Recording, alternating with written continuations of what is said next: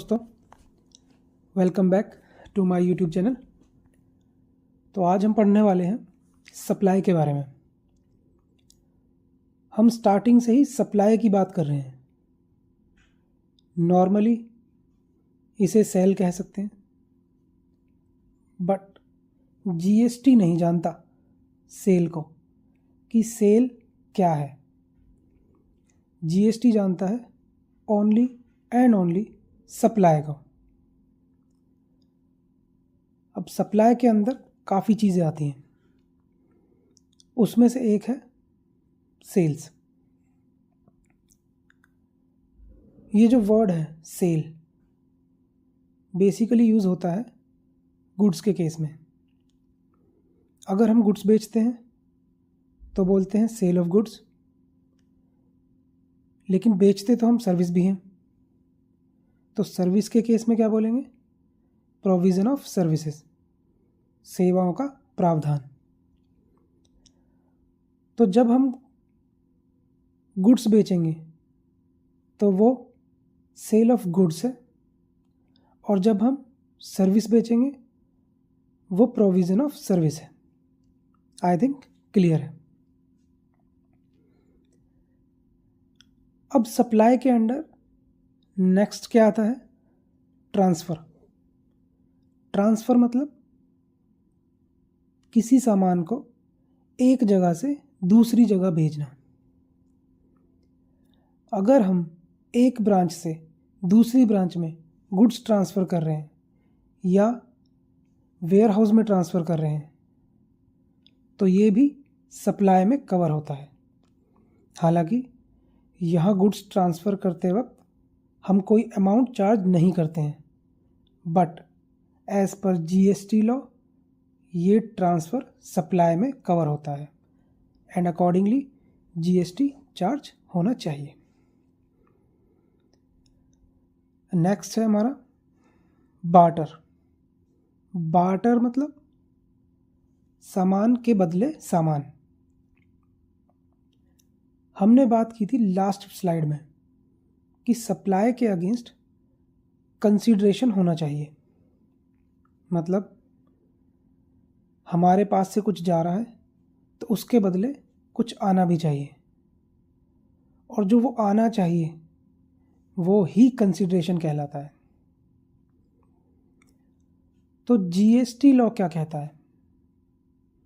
वो कहता है कंसीडरेशन कैन बी मॉनेटरी और नॉन मॉनेटरी।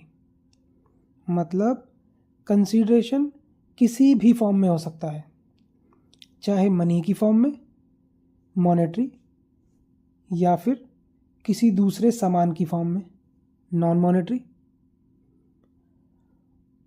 और हम इसे बोल सकते हैं consideration can be in cash और इन काइंड। इसका अगर हम एग्जांपल कहें तो हो सकता है कि सपोज मैंने आपसे सोफे के बदले डाइनिंग टेबल ले लिया, so this is a barter system. I think clear है। नेक्स्ट है एक्सचेंज। ये भी सेम ही चीज़ है, एक चीज़ दे रहे हैं और दूसरी चीज़ ले रहे हैं, एक्सचेंज कर रहे हैं। सो ये भी कवर्ड है अंडर सप्लाई, एंड इस पर भी अकॉर्डिंगली जीएसटी लगेगा। नेक्स्ट है लाइसेंस।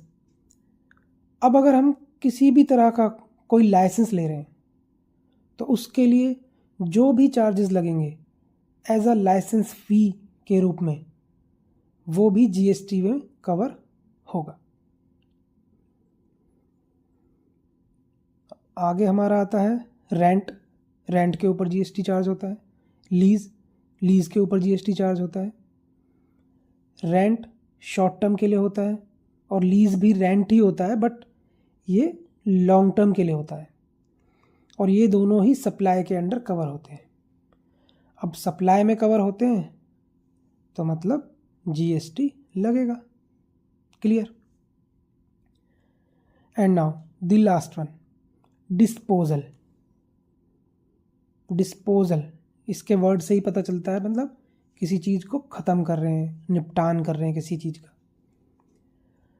अब जब कोई मशीन पुरानी हो जाती है या उसकी लाइफ ख़त्म हो जाती है, वो किसी काम की नहीं रहती, तो उसे हम क्या करते हैं, स्क्रैप में सेल कर देते हैं।